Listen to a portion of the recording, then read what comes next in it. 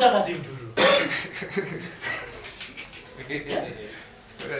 Ndorino opiswa mpaupu unotenga paupu opisa utanga wageza then wageza ukanda dombo yake kopisiwa o bisa steam nosara rakaita brown uchitanga kupisa muchibuda usi odonza uchibudisa svikara pera rokliniwa kuisa paupu kana urongedza zvopera zvakadaro kana usina mari uenda kumbasa unoshanda kutsvaga imwe repisa mudori.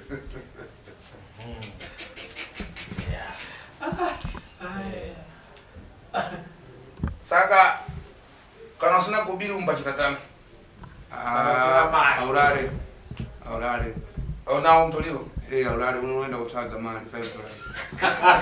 Saka nauro unongo unzwa sei? Anongo angonzwa ball yokuti ball unenge usada kurara unenge wangoita zvese kana kuba kana kudi zvese unenge wangoita umbabesa Unoita kuti ube? Unoita kuti ube. Unokupa zvivindi? Unokupa zvivindi shwe.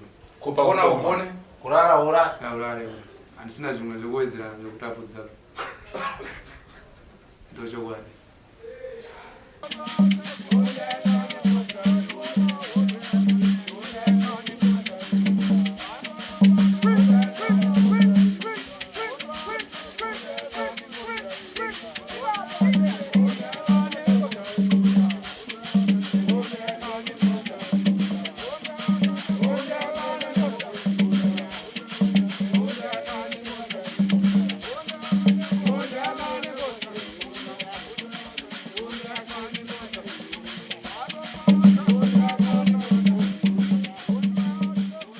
Thank you for tuning in to Zim News Beat TV. Magadi.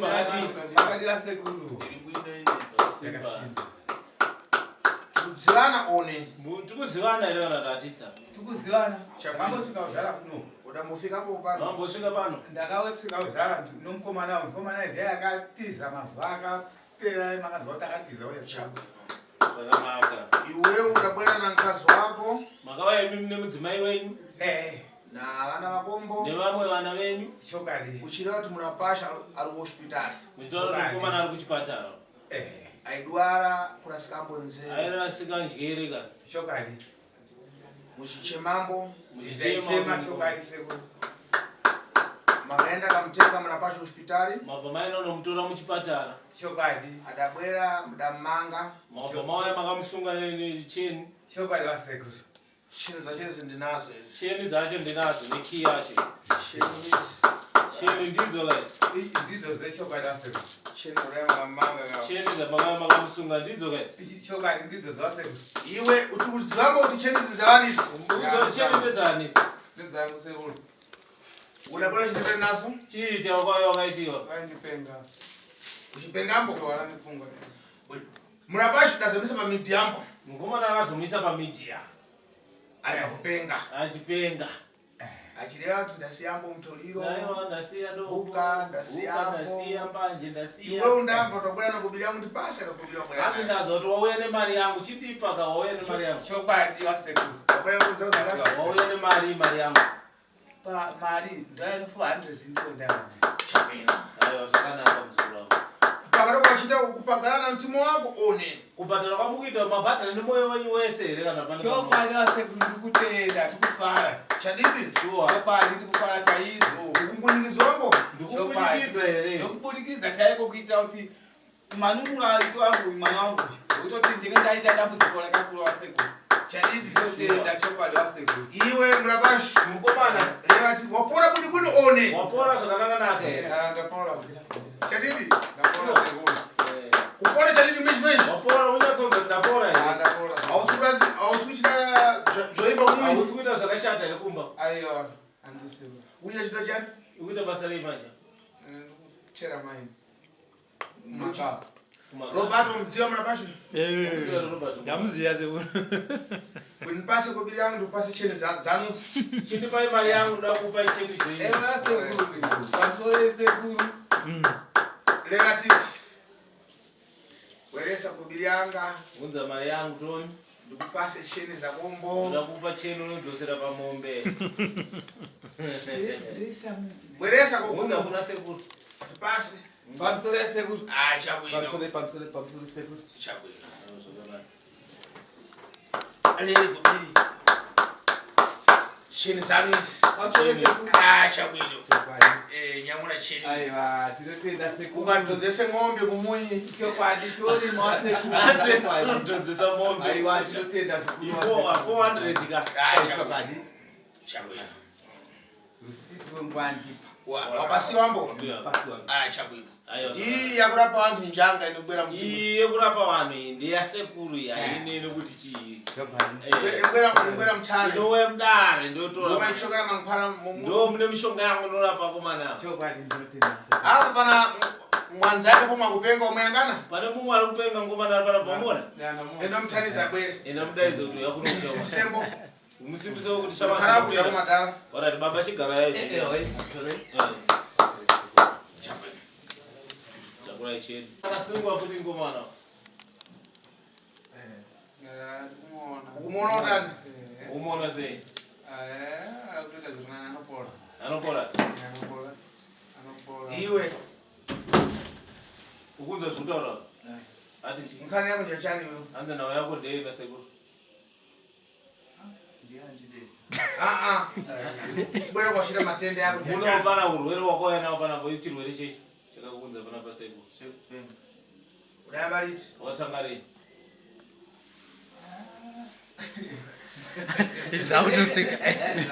Zakutosika. Ndo zvawaite. wenze ndo magabi wenze Oh. madombo wenze Munorwa dombo. kumakomba ikoko ndo vanorwa dombo kuti sanete sarare iwe elewa ngenya njani Idzi ndo zikunakira. tanisa mwako abereka ndozvawaite Unonzani iwo? An? Blessing. Ndo zvawaita guys. Zvikuita mwaurisekanasi. elewa tipi mbanyu bakuta mbanje noputa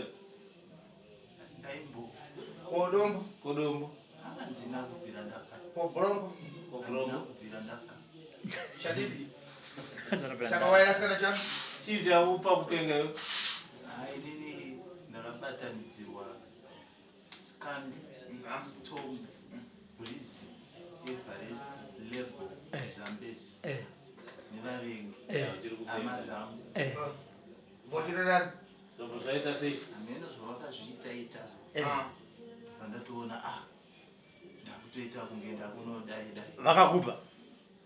Vakakupe. havana kuita kundipasi pane pandaidzitora dzakawanda pandinozipembera ipapo ndopavaiziva kuti chikava chinozomwa nekuona zvakaiwo vachitorowo nemusaiti wese vachiuya vachisanganisa idi ndichiita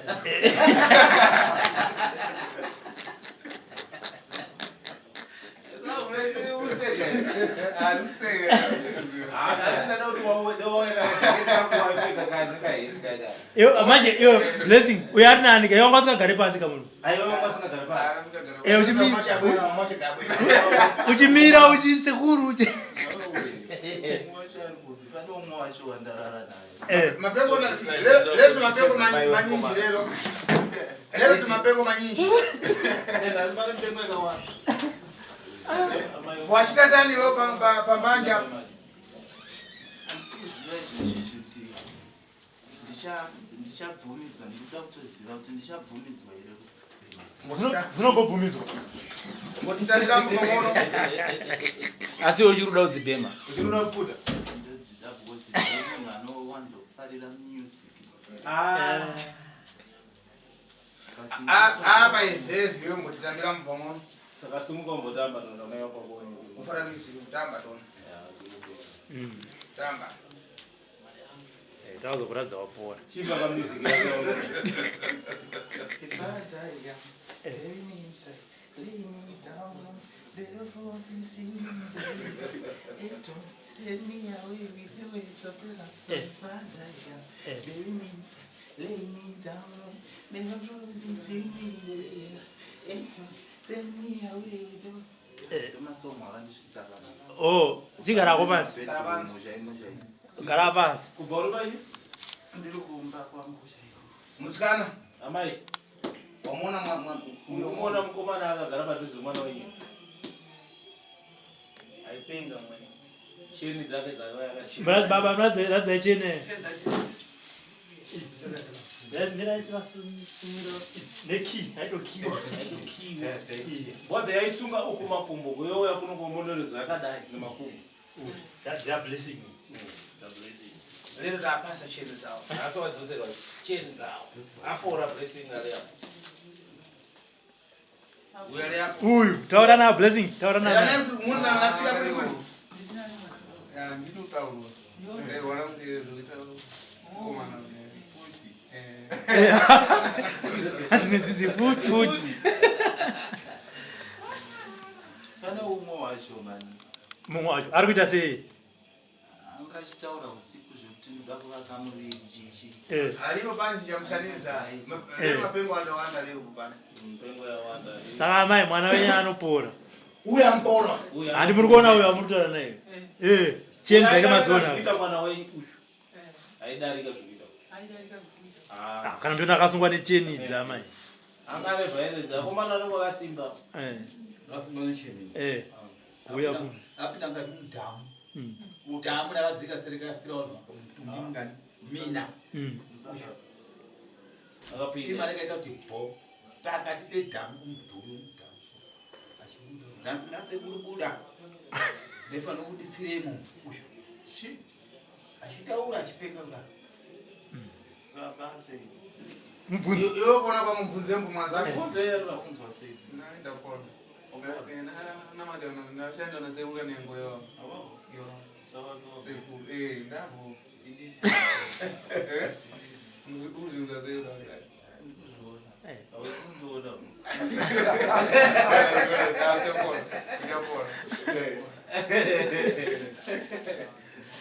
Zvinchitika pakwatama. Zvinoitika mukurarama izvozvo. Ndaishuwa. Muzukuru wangu una mafara anatenda anakuudza mbo Zimbabwe vantu vombo mafara. Baba dzimwe zvimwe zvamuda kumbotaura kutendawo Zimbabwe nokutendawo kuna sekuru here kana yeblessing mune zvimwe zvauda kutaurawo. Ya, nakushaya. Pamusoro. Ndoda kutenda na baba wangu. Wakaita kuti zvike pano na mai wangu. Pamwechete nina wangu nehanzvadzi dzangu. Wakaita chidoneni. Chekundirapisa. Dai ndisiri pano. Dai ndisina kuuya kwasekuru Kanengo kuno dai ndakaparara. Handina zvimwe zvekuwedzera zvekutapudza. Asi muri yeZimbabwe kwasekuru Kanengo kuri kuonewa zviri pachena. Indaipenga nderwara nepfungwa. Asi ndapora. Ndauya kuzobvisa mari nhasi nababa. Handina zvimwe zvekuwedzera zvekutapudza. Baba wangu ndiwawa wari apa. Ndinonzi Blessing Mamanda. Ndinogara kubvuku kwamariwo. Tatenda. Bai. Baba mune zvekutaura here. Pamusorowi. Chabwino. Ndiri kufara chaizvo. Nekununua kwakaitwa mwana wangu akayambuswa nasekuru Kanengo. Chabwino. Wototi kuno umwe mwana uyu anotedzana naye wokupedzisira. Ndiye akati tiri pamutokonza muchipatara munhu amuite baba. Chitendei kwasekuru Kanengo. Ndiko totenda iko kana zvakaita sei. Handii baba. Isa hapana akazoita nharo tesi takatata handii. Mota tekiketi naye yasekuru wawo. Takasimuka ndipo takasvika kuti takauya panapa. Ndikaona kusvika mandakaita pano ndakabva ndangoziva kuti ayo mwana wangu anotiyambuka asi kuzoreka kuyambuka ba. Ari kuyambuka mwana wangu. Ndiri kufara chaizvo. Ndakaita nasekuru Kanengo vakataka kuti sekuru Kanengo ngaite kuita seipo. Kuna sekuru Kanengo wacho wasekuru. Ndiri kufara. Iwo wakati wakapengeswa nezvi. Bless me. Nderwa brongo. Brongo mutolero ndambolo ndaumira angandarwana na rwa brongo nembanje. Nefoji. Mbanje. Ne breeze. Breeze yataurwa naye mumwe wako. Saka apa mbanje zvikupepa. Aiwa hapana chancha. Kana foja wasiya zvese. Zvese hapana chancha putamo. Ndangogara ndisingaputi ndikugara ndakadara ndauterera vabereki vangu zvavakandudza. Na sekuru. Handiti. Amai wenyu mwana akatanga sei?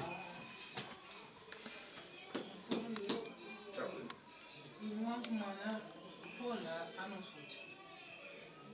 Ndani chiona but angachisuta achivanda zvekuti angasikadi kuita pachena. But indanyatsoona kuti munhu kuona anosuta nenyaya yemashandiro anenge oita. Nokuti anogona kuti akapinda mugadheni anosera aneti. Ende anoshanda zvese aenda achiteerera. Ukamutsiura anoteerera. Asi chakazoitika apa.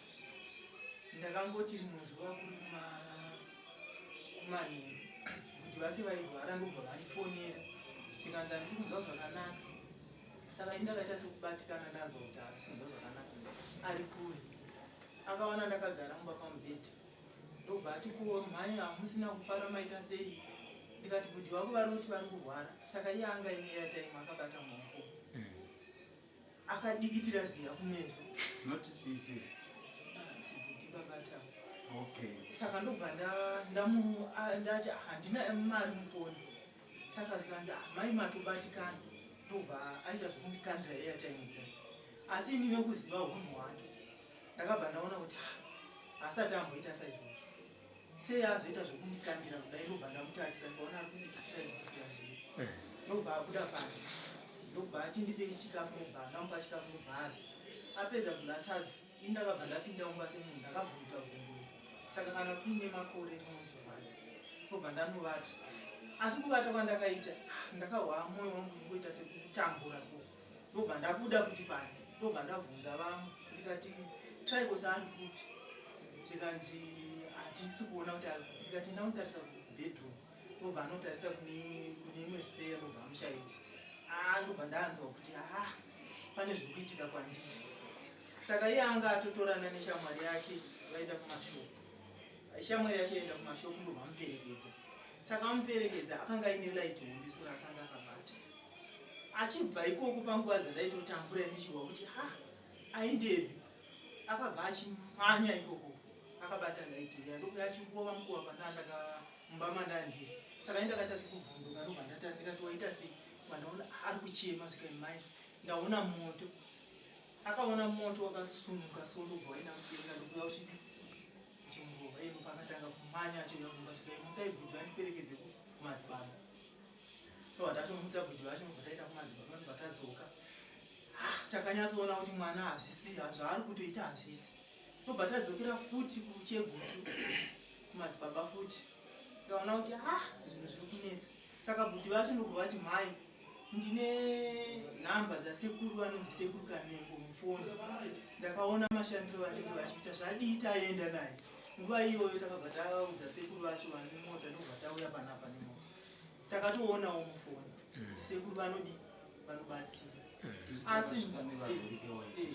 Asi ndasvika panapa zvakanga zvichiita mwana wangu nezvaakuratidza pari zvino. Andiri kubvuma kuti sekuru munobatsira. Ada achipenga mezvo pesa ngwena kuti makamera bayanga achipenga mwenye ndakabatikana zvokuti apa kutokana kuchita kutodzikama kumwe manje amazuva adzikama manje epenga angasingagoni arayamba dzuroka nekutanga ziburu ndakanyatsoona kuti ari kutotaura zvandikuzwa asi kuti nyanyo chema nenyo nepachesi nemakumba aya ndoanga achikudzwa kuti mai makumba angu arikurwadza nemuchesi kudya maveji yabva kudya sadza nemaveji kana chinonzi hati bena apana for the first time since after 7 years of suffering padya maveji handina kana kudzora kuti hati bena kudya zvine salt veji yawo fish checked dzakaboiliswa dzisina kana domasi kana mafuta kana chii kana maonyens tichitanga kudya maonyens kuno pano nyaya chokwadi ichokwadi chakutaura baba ndatambo ndakange ndisina passport ndikaenda kuZambia naye ndiita zvekudyiwa njano zviya zviya vamwe vati maregera mwana indai kumutenderi hospital ndaenda ndiita that was before tazoona moto zvekuzoona moto zvakazomberi zvatobvisa chinonzi maacids yange yapesina umanje akapondoka ndakatofunda zvesimba rangu chaizvo zvekutoratidza kuti inini tomboona wamubita panapa andiri kuti ndakaona moto pacho mari newedziwo vakavaiditsvaga ndekuva pamahwani ndikasara padiki ndikona apa ndikapona napo kozi pandakakuwa nemoto wakati wailive kapo pamuri sekuru tosvika so moto wasimuka wakaita white nered angasingadziwe payake mamwe ake angasingadziwe tokawanditi panapa anga angasingazive mai vake kana baba wake kana muninge ngambanda ndichangobva kupesara neshamwari yangu iri pano napa pandakatadza kumudaidza kuti Brian ndakakuwa nemoto kana ari padhuze ndakakundikana chandakafundisa kumhare ende pandaimhanya ndaifemereka laiti nakamutarisisa ndinaa pandakada kudonha ndepandaifa moto wangu wakandikara ukaona zvidhabuleazvi ndikuona zvinhu zvakutaura izvi mwaiti ukareva naye mafara mwaiti ukataura naye sokutaura naye aida zvisingamveke aitotaura haangosingambozvidzi kuti auti kudini adayamba kutanga kureva zvimveka pamwe kutanga kudziva kuti handipai akazotanga kuziva ndibaba mai vangu mukoma wangu akara adasungiwa kugona angasingagone agara akasungwa kurara angasingarari usiku saka apa lero ndakubudisa kuti simaonera mudachita kuona pa mudachita pa TV pale saka pandakutaura kuti maonera makamboita pa TV kune vamwe pomwe vhevha kutambura kune vamwe watotambudzika neurwere ihwohwo uyo mamona blessing apora ndonchita ndiyo kaneko ndo basa rasekuru kaneko saka mwense kuchira nemanja ndinofara saka tombera yamaoko ndakusungura iyi imi muri pana ava ndari kutsutsura apora imi muri pana apa uye haatosunungurwa atobhadha mari yasekuru akuchira kombi yangu akwera nayo mari yangu chabwino zvinchitika muzukuru wangu chabwino Zim News Beat TV. Karo. Kongo tunavhashire muridzi. Utonho wasekuru. Iwe muzukuru. Robert. Sekuru. Imva umve. Terera. Iwe unkara kuponi. Unogara kupi? Unonzi makandira kuwa mare. Marang kwani? Kwa mare. Chadidi. Iwe ubwera kwadachita kupani. Iwe kuya kwakaita panapa. Unachokera hospitali kana? Wakabva kuchipatara ka? No nankanya chani? Nawe Nepenga. Waipenga? Chabwino. Unabwana unasungiwa kayo? Wasungiwa. Cheni za gozi. Necheni zako. Cheni jangu? Cheni nechifuti. Anane cheni. Na chani? Nechifuti. Ki. Okay, imwe. Ndiye ndakumanga. Ndiye anamanga. Chadidi. Sibuza ya cheni yachi. Cheni yake ya ng'ombe. Cheni ya ng'ombe. Ngani manga shua sekuru. Na kia chombo so. Chobani. Adasungiwa maboko na gumbo. Sungiwa maoko na makumbo. Iwewe mzukuru wangu. Mtolero waigura kupona. Mtolero waitenga huko. Maka. Waigura poponi. Papi. Pambani. Aigusa kwa bizingasi. Aiguita mali. $5 sajeti kaita pale. Mukana kugura mbachitata. Kana mautenga mayoshedza kuti chi? Guka. Makafala. Ile papo dipi. Ndio chi? Guka makafala. Alright. Guka makafala. Anatundoreni. Chabwino. Saka hapa iwewe. Darunduze mbubwino. Kuna vantu akufuna. Kuna vamwana ari kuuda mtoriro. Vakuto iveve akufuna mtoriro. Izvo ari kuuda mtoriro. Apa nokuona kwakombo udanaka one. Iyo kuona kwako wakanaka here kana? Wakashata sekuru. Kumbachita tani? Inda unoitisa sei? Unopengesa. Chadidi. Sure. Sure. Chadidi. Sure. Unopengesa. Hospital ngoro kupona. Chipatara ngoro kupona. Kana chikudziwa. Kana chikudziwa. Kuna kamtoko. Ndakanganisa kamtoko. Ajo wadabawa majeksen. Wadabawa majeksen. Urupere mtoriro. Urupere munyama. Lero datu mbuzo ambo vantu vari kunja kuti mtoriro udanakira twakuti udaitira twakuti ndakuti umbotaura wewe pa kamera kuti mtoriro kunze uko vakomana siya mtoriro nezvakati unodai ndikatomira sekuru utomira nditaurira chabwino ima hama dzangu siya mtoriro nekuda kuti unopengesa chabwino unouraya madrugs anaunaka hama dzangu Zimbabwe yese mukaonekwa muchiita zvinhu izvi sungwai muenda jeri risingaperi. Chadidi. Sure. Zvakanaka musukuru. Una mafara kufunza mbo? Wakana. Na baba na mkoma. Oh. Wakati tikwenda kupi? Watu kenda kumba. Ndobaona wapana. Saka pana boro kupi? Ndipamba. Pamba bana. Pasekulu. Sekulani. Kanengo. Oh. Uruku wa mshonga. Ndopio. Uruku chika? Mama ni mkati? Mkati nana yakaenda. Akaenda? Akaendele? Naze kunetsa nawo. Naze pamba. Zemteuriru? Ndikuta fuji wawo. But naze pamba oze kunetsa nawo ndakugalisika zvakanaka pamba. Ndidzodzo nemadhako akati mtori. Ndizvo. Saka munotanga simturu. Ndorino opiswa paupu. Unotenga paupu opisa. Otanga wageza. Then wageza ukanda kadombo kake kopisiwa. Opisa steam. Nosara rakaita brown. Uchitanga kupisa muri kuda kusi. Udonza uchibudisa kusvika rapera rokliniwa kuisa mumaoko kana kurongedza zvopera zvakadaro. Kana usina mari woenda kumbasa unoshanda kutsvaga imwe mari yekuisa mutoriro.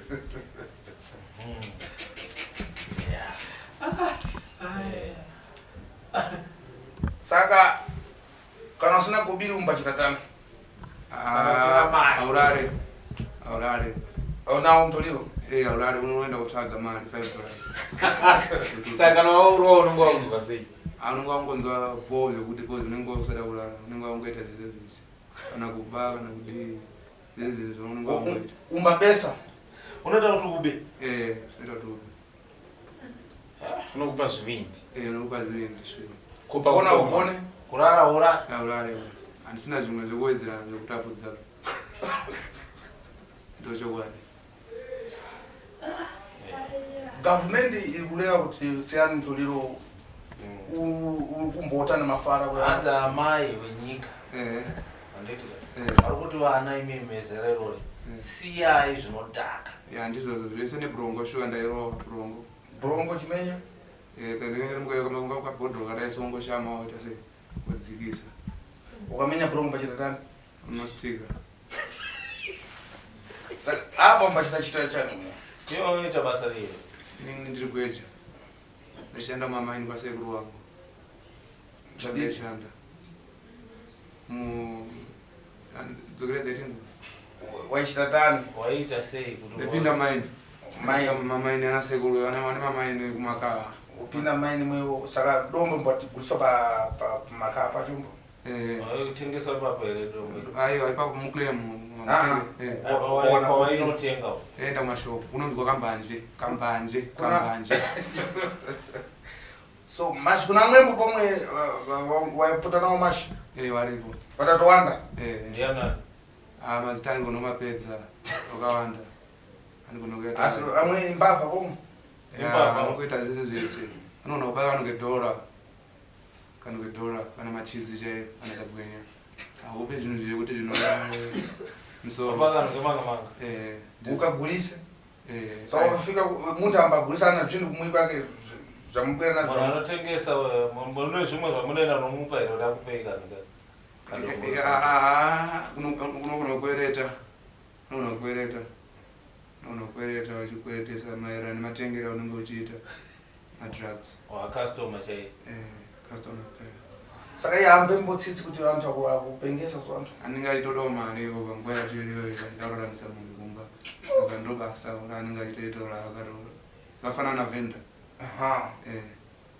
saka akuchidziva kuti wokupenga akaziziva kuti wakupenga vanhu vanonge vakanzwawo kuti ndakupenga nekuda kwemadrugs saka iwewo nenzero dzako wakachokera kukuno uchafika uchimutetani iwo kana wabva kuno wapora saka uchimuti kudii ndicharove madrugs mafara chekungomutaurira chete dzokera dzaitinza ndopanzwa ipo hanzi nasekuru ukabva kuno kweyo uchasvika uchimuudza kuti kudii nenyaya yemadrugs ndoti haina kunaka musatengesa madrugs anosungisa upidiwe kupita kupolisi akamuudza kuti uya adandipengesa kunokwanisawo mapurisa kuti uyu ndiye akandotora undipengesa unokwanisa asi unozongotya nenhau yekuti unenge wakumusungisa vana vake vakusafa nenzara Kwa hiyo maji kupongo cha pengambo. Kwa hiyo pamoja. Penga kufa. Nona kuita kumsungisa bozi madrugs zinoita kusungisa. Chalidi. Hizi cheni zinachokera kwa polisi. Cheni za baba hizi. Za baba gitire kumba kwetu. Cheni hizi. Tutolewa kama ndio guys. Na rukura shombo. Uyo kama ngio. Ya ndizo. Unzopera power. Ili china wankwala. Unzopera power. Ando mwengo mwankwala ka. Unzopera power sebo. Unzopera power sebo. Unzopera power. Enda ka gone. Alright. Jabul.